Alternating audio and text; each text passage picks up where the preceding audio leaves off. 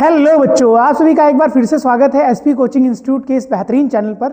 उम्मीद है पिछली वाली डीएनए फिंगरप्रिंटिंग की क्लास आपको अच्छी तरह से समझ में आई होगी और उसका किस किस पर्पस से किस किस चीज़ के लिए प्रयोग किया जाता है, उससे किस चीज़ का अध्ययन कर सकते हैं या क्या क्या चीज़ें हम ज्ञात कर सकते हैं, ये बात हमने अच्छी तरह से उसमें पढ़ी थी। प्रक्रिया के बारे में भी मैंने समझाया था कि डीएनए फिंगरप्रिंटिंग कैसे की जाती है, हमारे लेक्चर्स आपको कैसे लगते हैं, इस बात को भी आप ज़रूर हमारे कमेंट बॉक्स में लिखा करें। और अच्छे लगे लेक्चर तो आप उन्हें लाइक करें और ज़्यादा से ज़्यादा लोगों को सब्सक्राइब कराएं और उन्हें भी इस जो शिक्षा के एक चेन है, शिक्षा की जो चेन है, तो उससे वो जोड़ते चले उन लोगों को भी। तो चलिए, आज हमारा एक अगला टारगेट होगा जिसे हम कहेंगे मानव जीनोम परियोजना, ह्यूमन जीनोम प्रोजेक्ट। देखिए, याद रखिए जीनोम का अर्थ क्या होता है या जीनोम क्या है, ये सारी बातें इस लेक्चर में हम पढ़ने वाले हैं। अब पूरे के पूरे जीनोम की मैपिंग कर देना या जीनों की मैपिंग कर देना और कौन से जीन से क्या क्या कार्य होते हैं, कौन से जीन से क्या क्या कार्य होते हैं। अगर आप पहले वाली क्लास देख करके आए होंगे तो उम्मीद है आपको अच्छी तरह से समझ में आया होगा। जब हमने मेंडल के बारे में बात करी थी और वहां पर बताया था कि मेंडल को यह बात नहीं पता थी कि वो कोई गुणसूत्र या कोई जीन होता है जो इसका उत्तरदायी होता है। उन्होंने उसको कारक नाम दिया था, उन्होंने उसको क्या नाम दिया था? कारक नाम दिया था। आज हम जानते हैं कि वो जो गुण उत्पन्न हो रहे थे वो किसी न किसी जीन के कारण है, किसी न किसी जीन के कारण है। तो उसी प्रकार से कहेंगे हमारे अंदर जो गुण उत्पन्न होते हैं या आनुवंशिक जो लक्षण होते हैं वो किसी न किसी जीन के कारण होते हैं।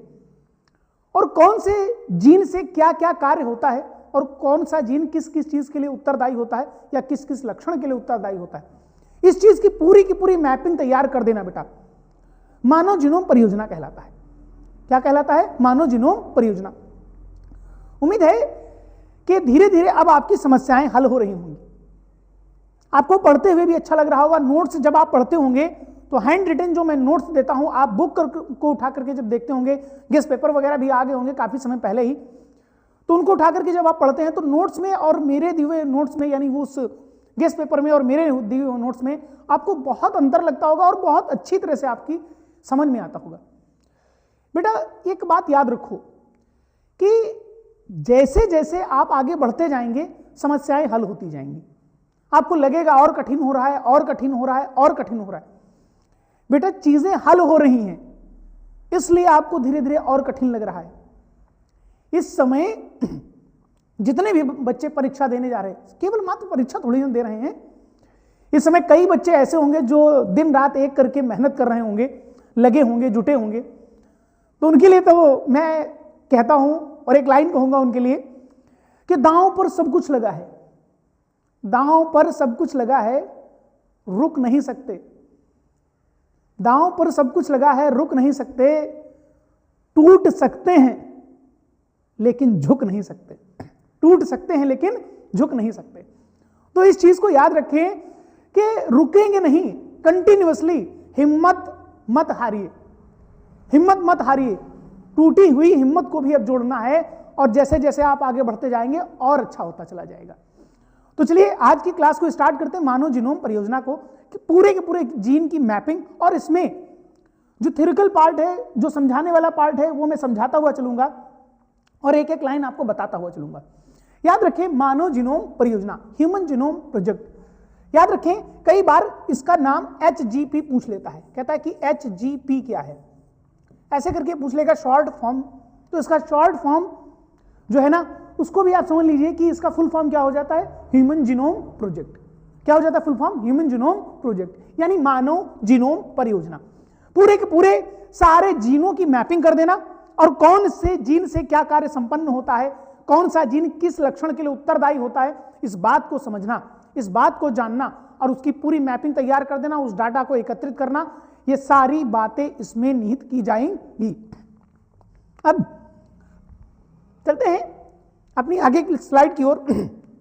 अब देखिए, ये भी सोच रहा है, समझ रहा है कि ये क्या चीज है जीनोम। अब आपने क्या, आपको याद है कि ऐसे ऐसे हमने टेंडम देखे थे, ऐसे ऐसे हमने टेंडम देखे थे, इनको बोला था VNTR, variable number of tandem repeat, variable number of tandem repeat. इसमें क्या किया था हमने? जब टेंडम को मैच किया था, क्या किया था? टेंडम को मैच किया था। अच्छा, टेंडम का मतलब क्या होता है कि कितने मैच कर रहे हैं भाई, ऐसे करके ऐसे। ये जो होते हैं ये क्या होते हैं, ये टेंडम होते हैं। ये रिपीट, ये कितनी बार रिपीट हो रहे हैं, मतलब कि अगर हम किसी से, आपको पता होगा 3 सस्पेक्ट लिए थे और उसमें से मैच कराया था और एक क्राइम सीन से जो मिला था, तो उसके टेंडम कितने मैच कर रहे हैं, मतलब रिपीट कितनी बार हो रहे हैं।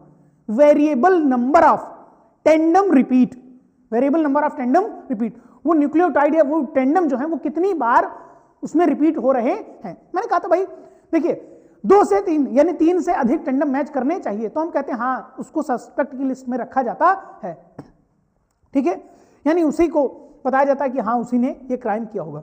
अब जो हम पढ़ने वाले उसमें क्या क्या चीजें आएंगी, देखिए यहां पर बायोलॉजी को भी यूज किया जाएगा, फिर उसके साथ साथ किसको यूज किया जाएगा, इसमें फिजिक्स और इथिक्स और इंफॉर्मेटिक्स और इंजीनियरिंग और केमिस्ट्री।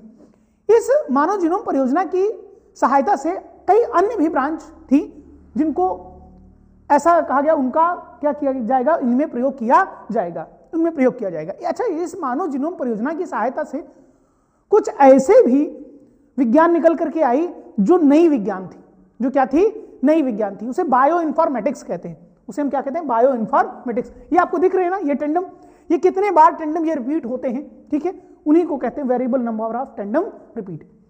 अब देखिए जब मानव जीनोम परियोजना के बारे में बात करते हैं तो कब स्टार्ट हुआ था, कैसे स्टार्ट हुआ था, किसने स्टार्ट किया था, वो सारी की सारी बातें इसमें आपकी दी हुई।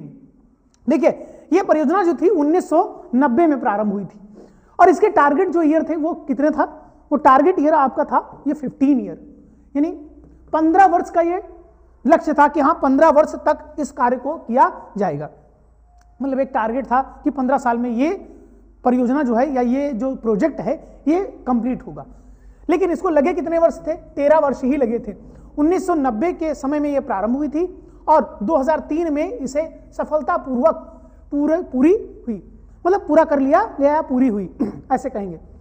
प्रारंभ में इस परियोजना का आर्थिक सहयोग किसने दिया, अमेरिका के ऊर्जा विभाग तथा स्वास्थ्य विभाग द्वारा किया गया था। प्रारंभ में, शुरुआत में हो सकता पूछ ले कि शुरुआत में सहयोग किसका दिया गया था, तो कहेंगे अमेरिका के ऊर्जा विभाग तथा स्वास्थ्य विभाग द्वारा, ठीक है, जो अमेरिका का ऊर्जा विभाग और स्वास्थ्य विभाग था उसके द्वारा इसका आर्थिक सहयोग दिया गया था। बेटा इतना बड़ा प्रोजेक्ट था कि आप अंदाजा भी नहीं लगा सकते, आप अंदाजा भी नहीं लगा सकते, मतलब कई देश मिलकर के, केवल एक देश के बस की बात नहीं थी ये इस प्रोजेक्ट को करना, तो कई देशों ने इसमें भाग लिया था। इसके पश्चात संयुक्त गणराज्य यूनाइटेड किंगडम का वेलकम जो ट्रस्ट था, ये वेलकम ट्रस्ट है बेटा, ये साइड में जो आप देख रहे हैं ना इमेज, ये वेलकम ट्रस्ट है, ठीक है, वेलकम ट्रस्ट इसके साथ जुड़ा। अब वेलकम ट्रस्ट का मतलब है उसने ये विचार हुआ कि हाँ हम पैसा लगाएंगे, हम पैसा क्या करेंगे, लगाएंगे। बेटा किसी भी प्रोजेक्ट पर पैसा लगाना और वो सक्सेसफुल हो पाएगा या नहीं हो पाएगा, इस चीज की गणना करना या इस चीज की प्रोबेबिलिटी क्या है, उस चीज को समझना और क्या पता प्रॉफिट होगा या फिर लॉस। लेकिन आज हम जानते हैं इससे प्रॉफिट हुआ, लॉस नहीं हुआ, लेकिन उस समय जो रही होंगी बातें, तो कई सारी बातें वहां पर आपस में जो एक संघ बनाया गया होगा उनके बीच में ये सारी बातें हुई होंगी कि क्या हो सकता है, क्या नहीं हो सकता, अगर ऐसा हुआ तो क्या होगा, अगर ऐसा हुआ तो क्या होगा, ऐसा नहीं हुआ तो क्या होगा, या फिर ऐसा नहीं हुआ तो क्या होगा। ये सारी बातें उनके बीच में चर्चाएं हुई होंगी, तब जाकर के इस पर निर्णय लिया गया होगा। ये तो प्रारंभ किया गया था 1990 में, शायद 2-4 साल पहले इस पर चर्चाएं चल रही हैं, इस पर चर्चाएं चल रही हैं, है ना। फिर इसके बाद कई कौन कौन से देशों ने भाग लिया, जापान, फ्रांस, जर्मनी, चीन आदि देश भी इस परियोजना से जुड़ चुके थे, अलग अलग। भाई इसमें कितने, जापान, फ्रांस, जर्मनी, चीन आदि देशों ने क्या किया, इसमें भाग लिया। यहां पर भारत का नाम नहीं है, याद रखिए 1990 का समय था, 1990 का समय था।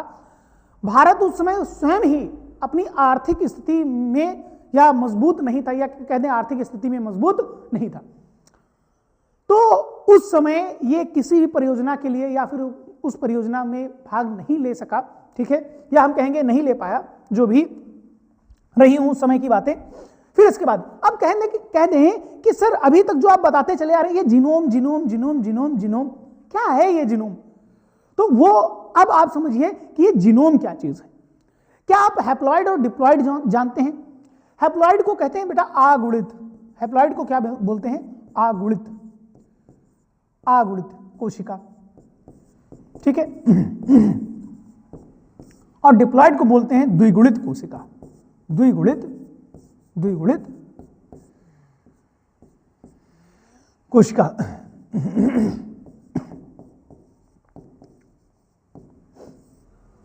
इसको 2n बोलते हैं, इसको 2n बोला जाता है और इसको n बोला जाता है, ठीक है। जैसे हम कह देना मनुष्य में कुल कितने 46 गुणसूत्र होते हैं, तो ये 46 जो है ना, तो कहेंगे 23 जोड़े, क्या कहेंगे, तो 2n अवस्था है। ये कौन सी अवस्था है, 2n अवस्था है ना। n अवस्था मतलब 23 गुणसूत्र, ये 23 जोड़े में कहेंगे, 46 बोले या फिर क्या बोले, 46 बोले या फिर 23 जोड़े में। और सिर्फ 23 गुणसूत्र की बात की जाए तो हम कहेंगे ये n अवस्था है। ये क्या है बेटा, n अवस्था है, ठीक है। तो ऐसे बीच में लाइन खींचे दे रहा हूं मैं, ठीक है। ये मत समझिएगा कि ये 23 गुणसूत्र बताए, मैंने लिखा ना 23 जोड़े, या 46 बोले ऐसे लिख दें, या 46 बोले या 23 जोड़े, तो ये 2n अवस्था है, मतलब जोड़े में, क्या कहेंगे, जोड़े में।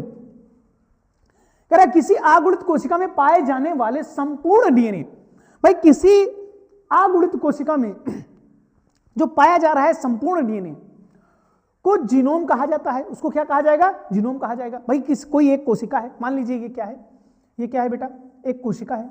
ये क्या है, एक कोशिका है। अब इस कोशिका में पाया जा रहा है क्या, डीएनए। क्या पाया जा रहा है, डीएनए। चलो डीएनए उसके अंदर ही बना देते हैं, डीएनए पाया जा रहा है। तो एक अगुणित कोशिका में जो डीएनए, संपूर्ण डीएनए पाया जा रहा है, उसी को जीनोम कहते हैं। ध्यान से सुनते हुए चलिए बातों को, ध्यान से सुनते हुए चलिए। इस पर जैसे पॉइंट पूछेगा वैसे ही आपको, जैसे मैं लिखा रहा हूं वैसे आपको लिखना है। कह रहा जीन डीएनए का वह छोटा खंड होता है जो किसी प्रोटीन को का कूट लेखन करता है। अगर आपसे कह दे कि जीन क्या है, भाई आनुवंशिकता की इकाई और डीएनए की इकाई कहते हैं ना, डीएनए की इकाई क्या होती है, जीन होती है। क्या होती है, जीन होती है। तो कह रहे जीन डीएनए का वह छोटा सा खंड है, होता है जो किसी प्रोटीन का कूट लेखन करता है, या यूं कह दें किसी न किसी लक्षण के लिए उत्तरदायी होता है, और या प्रोटीन का कूट लेखन करता है। आनुवंशिक कूट आपने पढ़ा होगा इससे पहले वाले लेक्चर्स में, ठीक है। डीएनए फिंगरप्रिंटिंग के पहले वाले लेक्चर में मैंने आपको कंप्लीट कराया होगा। अगर पहली बार यहां आए हैं तो कृपया करके मैं इस चैप्टर के लिए यही आपसे कहूंगा कि शुरुआत से बेटा लेक्चर देखें कंटिन्यूअसली, आपको समझ में आएगा हर एक चीज, हर एक पॉइंट समझ में आएगा। उसके लिए आपको बिल्कुल परेशान होने की जरूरत नहीं। अब देखिए क्या आपको दिखाई दे रहा है, ये सिंगल है, यहां पर डबल है, ये भी यहां पर सिंगल, यहां पर क्या है, डबल है, ये सिंगल और यहां पर क्या है, ये डबल है, ठीक है। अब जैसे मान लीजिए सिंपल सी बात कि हैप्लॉइड अगुणित और द्विगुणित, भैया ये शादीशुदा व्यक्ति है और ये सिंगल है, तो ये शादीशुदा है तो 2n, और अगर अकेले हो अभी तक तो n अवस्था है ना। बाकी आप अच्छी तरह से जानते ही हैं। फिर देखिए यहां पर कहेंगे मानव जीनोम परियोजना के उद्देश्य, मानव जीनोम परियोजना के क्या उद्देश्य। अब इसके क्या क्या उद्देश्य थे, ठीक है, एम क्या थे, ऑब्जेक्ट क्या थे मानव जीनोम परियोजना के, तो समझिए इन चीजों को बेटा याद रखिएगा। आपको ये शायद बहुत ज्यादा थ्योरिकल पार्ट लग रहा हो, लेकिन ऐसे ही आपको पढ़ना ही है। एक बार पढ़ेंगे याद रहेगा, एक बार पढ़ेंगे आपको याद रहेगा, कुछ बातें दोबारा पढ़ेंगे थोड़ा और याद होगा, थोड़ा और मतलब 2-3 बार आप प्रैक्टिस करेंगे तो ये चीजें आपकी समझ में आ जाएंगी। क्योंकि मानव जीनोम परियोजना में मिलने वाले लगभग 20,000 से लेकर के 25,000 जीनों के बारे में पता लगाना, मतलब ये उद्देश्य था कि 20,000 से कितने होंगे, लगभग 25,000। ये उद्देश्य थे, ये एम थे बेटा, कि अंदाजा लगाया गया कि 20 से 25,000 जो जीन होते हैं उनके बारे में हमें अध्ययन करना है, उनके बारे में अध्ययन करना, उनके बारे में पता लगाना है कि कौन सा जीन किस लक्षण के लिए उत्तरदायी होता है, या कौन सा जीन किस प्रकार के प्रोटीन का कूट लेखन करता है। ये सारी बातें पूरे जीनोम का अनुक्रमण करना, यानी जीनोम के 3 बिलियन क्षार युग्म के अनुक्रमों को निर्धारित करना। अब लगाया जाता था कि 3 बिलियन जो क्षारक होते हैं, न्यूक्लियोटाइड जानते ना, क्षारक होते हैं, वो क्या, उनका पता लगाना, उनका क्या करना, पता लगाना। अब देखिए संपूर्ण मानव जीनोम की पहचान करना, ये बात तो पहले से कि पूरा जो जीनोम है, जितने भी जीन पाए जा रहे हैं उनकी सबकी मैपिंग कर देना, उनकी सबकी क्या कर देना, मैपिंग कर देना, इनसे ये, इनसे ये, इनसे ये, इनसे ये, इनसे। इसका क्या लाभ रहेगा भाई, अगर भविष्य में ये हमें पता चल जाए कि इस जीन के कारण ये रोग उत्पन्न हो रहा है, भाई हमें तो पता चल जाएगा ना, उसी जीन को मैच करेंगे तो हमारे में जीन अलग होगा और उसके में जीन, जैसे कहते हैं ना, आप पढ़े होंगे ना, एक गुणसूत्र की कमी एक गुणसूत्र की अधिकता, तो ये बात जीनोम से पता चल जाएगी कि किस गुणसूत्र की कमी या किस गुणसूत्र की क्या है, अधिकता है, किस गुणसूत्र की क्या है, अधिकता है। आई बात समझ में? तो ये चीजें है ना, वो चीज मायने रखेंगे कि हाँ आगे चल करके कि हम उसका अध्ययन कर पाएंगे। फिर इसके बाद जीनोम के अध्ययन से प्राप्त डाटा को एकत्रित करना। वो जो जीनोम के द्वारा जो डाटा हमें प्राप्त होगा उसको एकत्रित करना भी हमारा एक एम होना चाहिए कि भाई उसको कहां एकत्रित किया जाएगा, जो भी डाटा मिलेगा हम उसको कहां पर स्टोर करेंगे। फिर कहेंगे डाटा का विश्लेषण के लिए नई तकनीकों का विकास करना।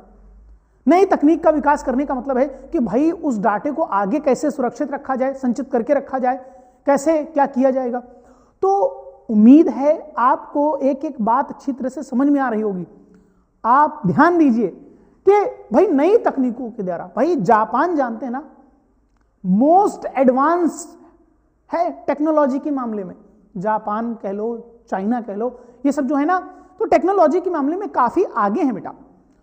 तो इन चीजों को उस समय की बात कर रहा हूं मैं कि आज ऐसा नहीं कि भारत नहीं है, ठीक है, आज भारत भी है, लेकिन उस समय जो था ना वो जापान और जो चीन था, ये सब कई सारे, जर्मनी भी ले लीजिए, ये सब टेक्नोलॉजी में काफी आगे थे उस समय भी, ठीक है, 1990 के समय में भी।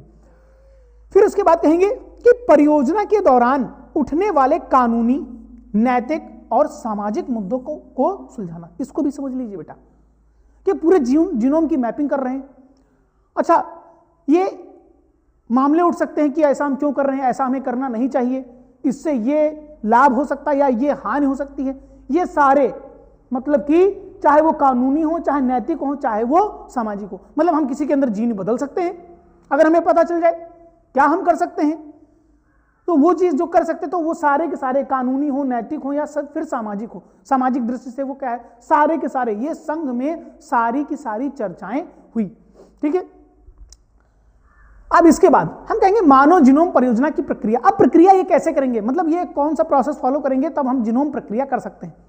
सबसे पहली बात यहां पर इसके बाद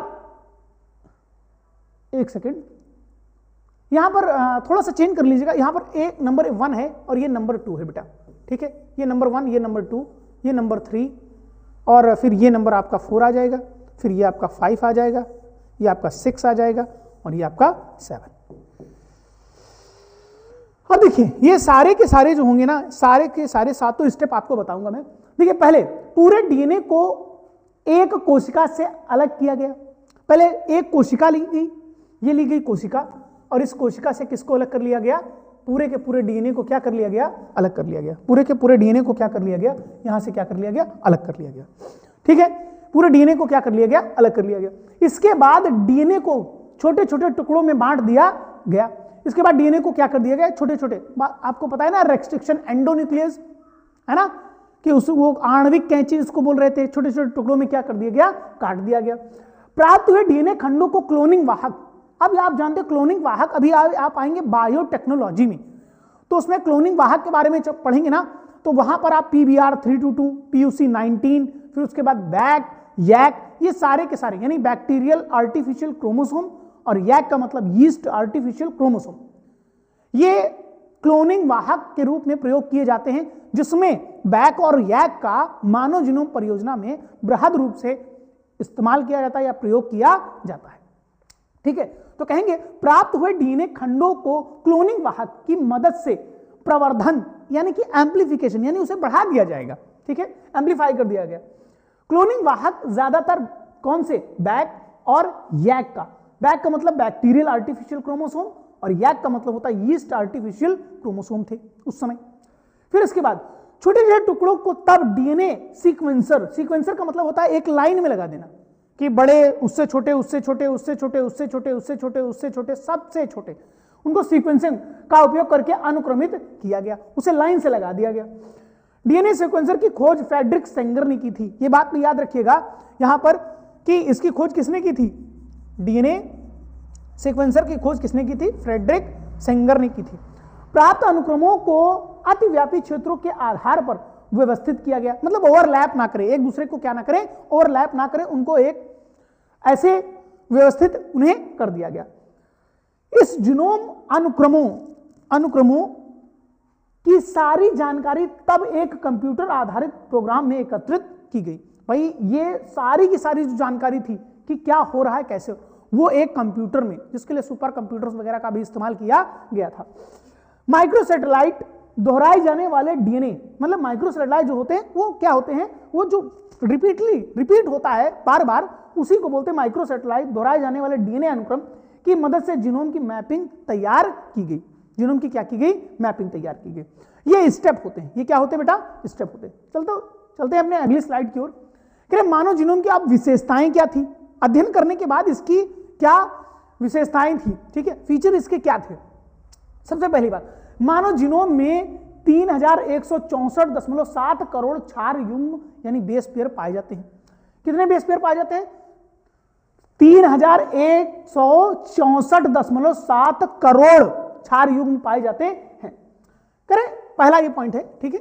फिर इसके बाद औसतन एक जीन में लगभग कितने 3000 न्यूक्लियोटाइड होते हैं। मतलब एवरेज के हिसाब से देखा गया कि 3000 जीन जो होते हैं ना, वो लगभग एक औसत जीन, मतलब एक जीन में औसत के रूप में इतने न्यूक्लियोटाइड पाए जाते हैं। मानो कि सबसे बड़ी जीन कौन सी होती है, ये बात याद रखिएगा, ये इंपॉर्टेंट है बेटा, ठीक है, जिसमें कितने 2.4 करोड़ क्षार युग्म पाए जाते हैं, वो डिस्ट्रोफिन जीन होती है। कौन सी जीन होती है? डिस्ट्रोफिन, जो सबसे बड़ी जीन होती है, उसमें 2.4 करोड़ क्षार युग्म उपस्थित होते हैं। अभी भी 50% से अधिक जीनों के कार्य की खोज की जानी बाकी है। मतलब अभी जितना हमने किया है ना, वो सिर्फ 50% हमने स्टडी किया है, 50%। अभी भी 50% के बारे में हमें जानकारी करना बाकी है। जितनी जानकारी हम जानते हैं उतनी जानकारी वो 50% जीनों की ही है।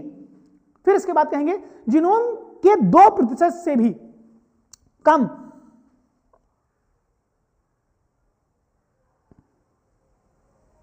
जीनोम के 2% से भी कम प्रोटीन का कूट लेखन, यहां पर यह हटा दिया, प्रोटीन का कूट लेखन होता है। 2%, मतलब पूरा का पूरा अगर जीनोम देखा जाए उसका सिर्फ 2% हिस्सा ही प्रोटीन के कूट लेखन में, यानी कि आनुवंशिक कूट जो हमने पढ़ा है ना, प्रोटीन के कूट लेखन में ही भाग लेता है। मात्र 2%, मात्र कितना? 2%, अगर पूरे जीनोम का देखा जाए, ठीक है। कहेंगे इसके बाद अधिकांश जीनोम दोहराए जाने वाले अनुक्रमों से बने होते हैं। अधिकांश जो जीनोम था वो बार बार जो रिपीट होते हैं ना, उन्हीं से बना होता है, जिसको हम कह रहे the variable number of tandem repeat, ठीक है। जो प्रोटीन के कूट लेखन में भाग नहीं लेते, वो जो रिपीट बार बार हो रहे हैं वो क्या प्रोटीन के कूट लेखन में भाग नहीं लेते। अब यहां पर एक क्वेश्चन भी पूछा जा सकता है, देखिए कि कौन से ऐसे होते हैं जो कि कूट लेखन में, यानी जीनोम का कौन सा ऐसा भाग होता है या कौन सा ऐसा अनुक्रम होता है जो प्रोटीन के कूट लेखन में भाग नहीं लेता है। तो हम कहेंगे जो जीनोम का दोहराए जाने वाला अनुक्रम होता है, जो बार बार रिपीट होता है, वो प्रोटीन के कूट लेखन में भाग नहीं लेता है।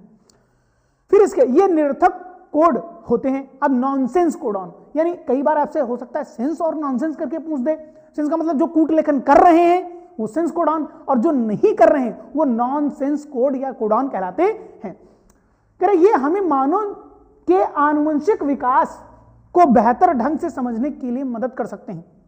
अब याद रखें बेटा कि हम कहते हैं ना, हमने बताया था कि 98% हमारा चिंपैंजी गोरिल्ला से मैच करता है, 98%। और हम कहेंगे इससे हमें जीनोम से ये पता लग सकता है, किसी की जीनोम की मैपिंग अगर की जाए तो हमें ये पता लग सकता है उनमें और हम में क्या अंतर है, उनमें और हम में कहां पर अंतर है, कि पहले उनमें कौन सा ऐसा जीन था जो एक्टिव था और अब हमारे अंदर वो एक्टिव नहीं है। कई बार आपने, एक एग्जांपल मैं देता हूं आपको, कई बार आपने देखा होगा कि कुछ इंसानों के, मतलब कुछ ऐसे इंसान हैं कि जिनके पूरे शरीर पर बाल पाए जाते हैं। पूरे शरीर पर क्या पाए जाते हैं? बाल पाए जाते हैं, मतलब चेहरे पर भी और पूरे शरीर पर बाल पाए जाते हैं, बहुत बड़े बड़े बाल होते हैं उनके। तो ऐसी अवस्था में कहेंगे क्या, हम देखें तो चिंपैंजी और गोरिल्ला के अंदर पूरे शरीर पर बाल पाए जाते थे, मतलब उनके अंदर वो जीन एक्टिव था, उनके अंदर वो जीन क्या था? एक्टिव था। और उसके बाद हम आए, हमारे आने के बाद मतलब हमारे शरीर पर कुछ बदलाव हुआ, हमारे जीनों में कुछ बदलाव हुआ, लेकिन याद रखिए इस बात को, उसके अंदर वो जीन शांत अवस्था में बैठा है, यानी कि अप्रभावी रूप में बैठा है। कभी कोई ऐसी जनरेशन भी आ सकती है जिसमें वो प्रभावी के रूप में आए, तो उस जनरेशन के या उस व्यक्ति के पूरे शरीर पर क्या पाए जाएंगे? बाल पाए जाएंगे। तो ये होता है ना कि पहले एक्टिव था जीन कोई, अब नहीं है, आने वाली संतति में हो सकता है, आने वाली संतति में हो सकता है। तो ऐसे करके हम कहते हैं कि कौन कौन से जीन उनमें ऐसे हुए जो कि पहले नॉन एक्टिव या नॉन सेंस के फॉर्म में थे, अब सेंस के फॉर्म में आ गए हैं। तो पहले वो गुण था, अब वो नहीं है, आगे आने वाली पीढ़ी में किसी में हो सकता है, जिससे वो उसके पूरे शरीर पर क्या पाए जा सकते हैं, बाल पाए जा सकते हैं। तो कहते हैं भाई नया गुण उत्पन्न हो गया, वो कॉमन सबके अंदर नहीं है, वो एक नया गुण उत्पन्न हो गया बेटा। ठीक है बेटा, अभी भी कह रहा हूं, ध्यान दीजिए, अच्छी तरह से समझने पर हर एक बात को इधर उधर देखने की जरूरत नहीं है, सिर्फ कॉपी लेकर के बैठना नहीं है ना, और 20 मिनट के बाद वो नींद नहीं आनी चाहिए। आई बात समझ में, वो एक्टिव होकर के बैठे बिल्कुल, तब जाकर के आगे आप और अच्छा कर पाएंगे। अब देखिए, फिर इसके बाद हम कहेंगे कि ये मानव के आनुवंशिक विकास को बेहतर ढंग से समझने में मदद करते हैं। जो अभी मैंने आपको बताया वो चीज क्या कहेंगे, वो मानव के आनुवंशिक जो विकास होते हैं ना, उसको बेहतर ढंग से समझने में अच्छी तरह से मदद करता है कि किस प्रकार से विकास हुआ होगा, किस प्रकार से विकास हुआ होगा। ठीक है, फिर इसमें अगला पॉइंट क्या है, कह रहे गुणसूत्र में सर्वाधिक जीन, गुणसूत्र में यानी कि ये संख्या नंबर 1, यानी गुणसूत्र कितने जीन है, 2968। हाँ, ये नंबर 1 फर्स्ट वाला जो गुणसूत्र होता है, गुणसूत्र संख्या 1, यानी हमने क्या बताया 46 गुणसूत्र होते हैं ना, तो 46 गुणसूत्र में जो पहला गुणसूत्र होगा उसमें सबसे अधिक जीन पाए जाते हैं, उसमें जीनों की संख्या 2968 होती है। ये कितनी होती है, 2968 होती है। तो ये बात अच्छी तरह से याद रखिएगा। और गुणसूत्र वाई में कहेंगे, यहां पर वाई लिख लेना, वाई में सबसे कम जीन यानी कि 231 जीन होते हैं। इस बात को याद रखिएगा, ध्यान रखिएगा बेटा, ठीक है, जिससे आपको समझने में सहायता हो। एक गुणसूत्र संख्या 1 पर फिर से मैं बता दे रहा हूं कि गुणसूत्र संख्या जो 1 होता है, जो पहला गुणसूत्र होता है, उस पर सबसे ज्यादा जीन 2968 जीन होते हैं। और वाई गुणसूत्र पर, एक्स और वाई पढ़ा है ना आपने, वाई गुणसूत्र पर कितने 231 जीन उपस्थित होते हैं, जो कि सबसे छोटा कहलाता है। ठीक है, सबसे कम है ना जिसमें जीन होते हैं। तो थोड़ा सा इसको ऊपर शिफ्ट कर लेते हैं, है ना, थोड़ा सा इसको ऊपर शिफ्ट कर लेते हैं, आपको दिखाई दे जिससे। ओहो,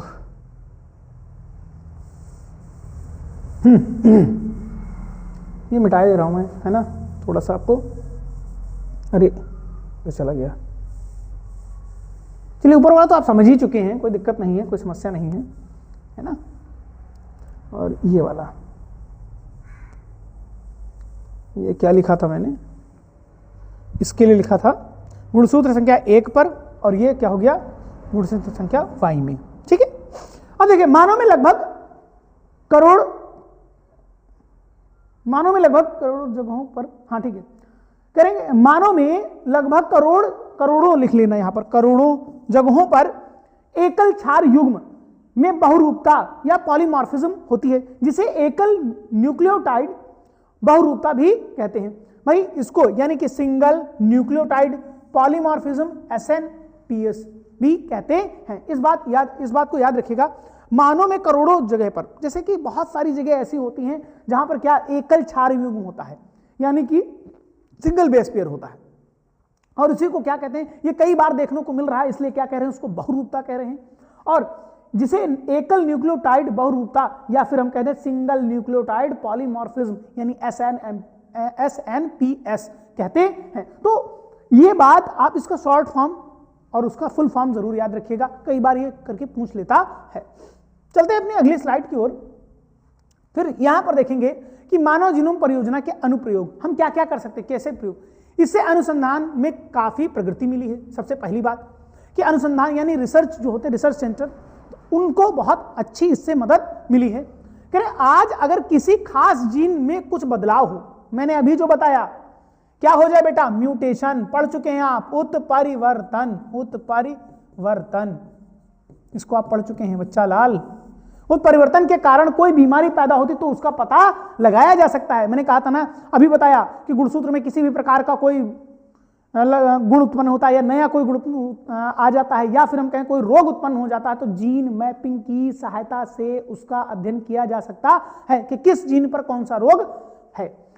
हमारे पास पहले से मौजूद जीनोम डाटाबेस से तुलना की जा सकती। भाई वही बात है कि हम आपको देते हैं एक डायग्राम आपको देते बनाने के लिए और फिर कहते हैं आप तुलना कीजिए कि वैसा ही डायग्राम बना है कि नहीं बना, तो आप उन दोनों में अंतर बता सकते हैं। पहले के टाइम में पेपर में आपको याद होगा, कुछ लोग अगर पेपर पढ़ते होंगे पहले के टाइम में तो आप देखते होंगे 2 इमेज आती थी, सैटरडे या संडे में आता था वो, तो वो 2 इमेज आती थी, उसमें लिखा होता था 10 अंतर ढूंढो। दोनों एक ही जैसी इमेज लगी होती थी, किसी में मान लीजिए झुमका या बाली वगैरह है नहीं है, किसी में कोई हार या माला वगैरह पहना है नहीं है, तो ऐसे करके 10 अंतर उसमें ढूंढने होते थे। तो वही चीज है कि हमारे पास पहले से डाटा है, यानी एक ओरिजिनल इमेज दी गई है, दूसरी ऐसे इमेज बनाई गई जिसमें कोई ना कोई विकृति है या कमी है, तो उससे हम उसको मैच कर सकते हैं, उसमें अंतर बता सकते हैं। वही चीज है यहां पर कि हमारे पास पहले मौजूद जीनोम डाटाबेस से क्या की जा सकती है, तुलना की जा सकती है।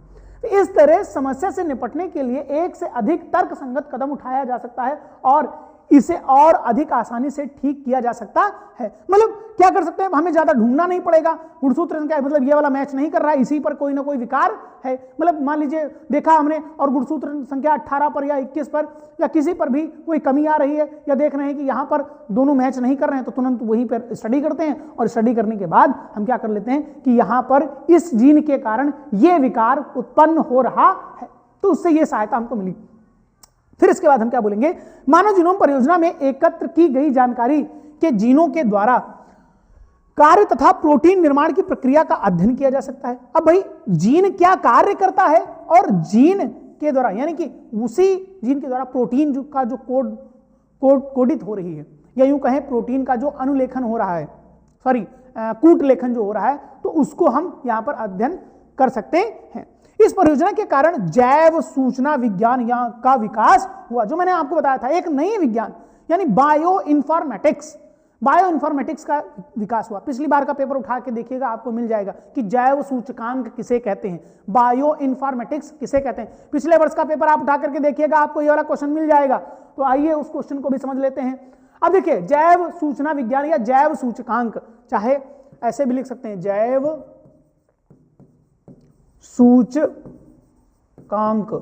बायो इन्फॉर्मेटिक्स, ठीक है। अब ये बायो इन्फॉर्मेटिक्स क्या है उसको समझिए। यह जीव विज्ञान की एक शाखा है जिसमें जैविक डाटा को एकत्र करने तथा उनका विश्लेषण करने के लिए कंप्यूटर आधारित प्रोग्राम और सॉफ्टवेयर टूल्स का विकास किया जाता है, जिसमें क्या करते हैं, बायो इन्फॉर्मेटिक्स, उसमें सारी की सारी इंफॉर्मेशन लेते हैं, ठीक है। मतलब ये जीव विज्ञान की एक शाखा है जो जैविक डाटा को क्या करती है, एकत्रित करती है, और उस डाटा से हम पुराने डाटे से, यानी जो हमारे पास एकत्रित है, उस नए डाटे को जो हमारे पास नया मिलता है उसको हम मैच करते हैं, उसे ही हम कहते हैं बायो इन्फॉर्मेटिक्स, उससे निकालते हैं और उनमें कई प्रकार के टूल्स का इस्तेमाल किया जाता है। इसमें क्या क्या बायो इन्फॉर्मेटिक्स किससे बनती है, केमिस्ट्री से और इंजीनियरिंग से, केमिस्ट्री और इंजीनियरिंग से, रुको इसको ऐसे ही मार्क किया था, ये केमिस्ट्री से, किससे, इंजीनियरिंग से, बायोकेमिस्ट्री से, मैथमेटिक्स और फिर स्टैटिक्स, बायोलॉजी और कंप्यूटर साइंस, इन सब से मिलकर के बनती क्या है, बायो इन्फॉर्मेटिक्स। इन सब से मिलकर के क्या बनती है, बायो इन्फॉर्मेटिक्स, ठीक है। फिर इसके बाद नेक्स्ट वाली चीज में बताएंगे, ये सुपर माइक्रो कंप्यूटर से थे जहां पर जीनोम यानी पूरे के पूरे जीनोम का पूरा डाटा रखा गया। यहां पर आपको दिखाई दे रहा है 1 2 3 4 5 6 7 8 9 10 11 12 13 14 ऐसे करके आपको एक्स और वाई करके सारे आपको यहां पर जीन दिखाई दे रहे होंगे अच्छी तरह से। तो उम्मीद है ये वाली चीज भी आपको समझ में आई होगी कि कैसे उनको एकत्रित किया गया। अब देखिए, फिर इसमें आपको इसमें दिखाई दे रहा होगा कि अलग अलग प्रकार के किस प्रकार के टेंडम आपको दिखाई दे रही है। सारे टेंडम आपको हैं, जो टेंडम आपको दिखाई दे रहे हैं, इन्हीं टेंडम के द्वारा उन चीजों को मैच किया जाता है। तो इसी के द्वारा भाई सेल से क्या किया गया, सारे के सारे डीएनए को, पूरे डीएनए को अलग करके सारी की सारी ये इंफॉर्मेशन निकाली जाती है, जिसको अभी हमने जाना कि उसे कहते हैं जीनोम। क्या कहते हैं बेटा, उसे हम क्या कहते हैं, जीनोम। तो उम्मीद है आज वाली क्लास आपको अच्छी तरह से समझ में आई होगी बेटा। अगर हमारे लेक्चर्स आपको पसंद आते हैं तो उन्हें लाइक करें, सब्सक्राइब करें और ज़्यादा से ज़्यादा लोगों तक ये बात शेयर करें। नॉलेज को जितना बढ़ाएंगे उतना ही एक दिन वापस आपको आकर के अवश्य ही प्राप्त होगा। तो इतनी सहायता आप हमारी कर सकते हैं और इस चीज़ को आप और आगे बढ़ाकर ले जा सकते हैं। अपने दोस्तों को या ज़रूरत वाले लोगों को, चाहे जिस विद्यालय से संबंधित क्यों ना हो, उन तक ये भेजें और उनको भी बताएं कि हाँ, हिंदी माध्यम में ऐसे भी लेक्चर आपको आज प्रोवाइड हो रहे हैं, जिसमें आपको अच्छे प्रकार से हर एक चीज़ की और हर एक टॉपिक के बारे में सूचना दी जाती है। तो थैंक यू क्लास, आज के लिए इतना ही। Thank you so much. मिलते हैं अपने अगले लेक्चर में, और अगला लेक्चर हमारा लास्ट लेक्चर होगा जिसमें हम लैक ऑपरेंड मॉडल के बारे में पढ़ेंगे। तब तक के लिए धन्यवाद, नमस्कार, tata, goodbye, thank you so much.